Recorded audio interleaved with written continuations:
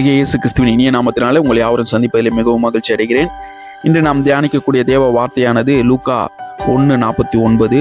வல்லமுடையவர் மகிமையானவைகளை எனக்கு செய்தார், அவருடைய நாமம் பரிசுத்தம் உள்ளது. அன்பான சகோதர சகோதரிகளே, மனிதன் சிறியவனாக இருக்கலாம், ஆனால் தேவன் மகத்தானவர்.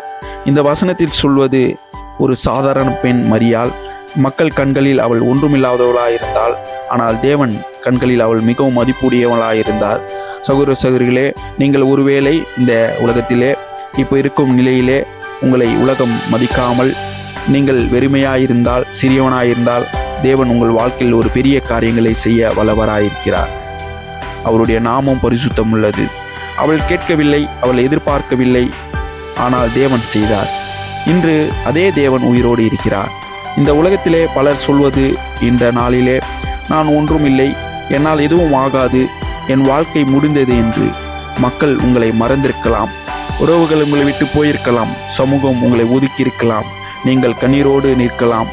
கடன், நோய், குடும்ப பிரச்சனை, பயம் எல்லாம் உங்களை சூழ்ந்திருக்கலாம். இன்று தேவன் சொல்கிறார், நான் வல்லமுடையவர். உங்கள் வாழ்க்கையில் மகத்தான காரியங்களை தேவன் செய்ய வல்லவராயிருக்கிறார். மக்கள் மறந்திருக்கலாம், மனிதர்கள் மறந்திருக்கலாம், ஆனால் தேவன் ஒரு காலமும் மறக்காத தேவனாயிருக்கிறார்.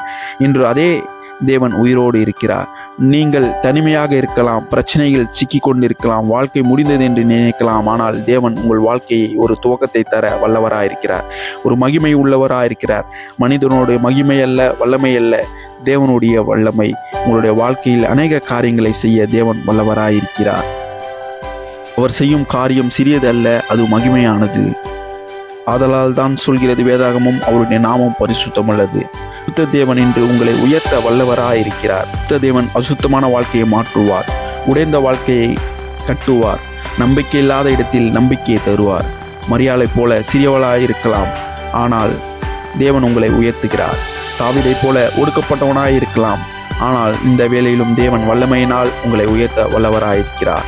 யோசேப்பை போல தள்ளப்பட்டவர்களாயிருக்கலாம், ஆனால் தேவன் உங்களை தள்ளாத வண்ணமாய் உங்களை கிட்டி சேர்க்கிற வல்லவராயிருக்கிறார். எஸ்தரை போல தனிமையாயிருக்கலாம், உங்கள் வாழ்க்கை தனிமையை நோக்கி போயிருக்கலாம், ஆனால் இந்த வேளையிலும் உங்களை தனிமைகளை தேவன் நீக்க வல்லவராயிருக்கிறார். உங்கள் மத்தியில் பெரிய காரியங்களை தேவன் செய்ய வல்லவராயிருக்கிறார்.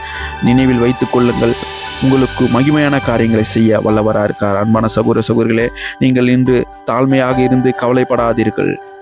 மரியாளை போல தேவன் உங்களுக்கு உயர்த்த வல்லவராயிருக்கிறார். மகிமையானதை தேவன் உங்கள் வாழ்க்கையில் செய்து உங்களையும் உங்கள் குடும்பத்தையும் இந்த நாளிலும் உயர்த்த வல்லவராயிருக்கிறார். God bless you.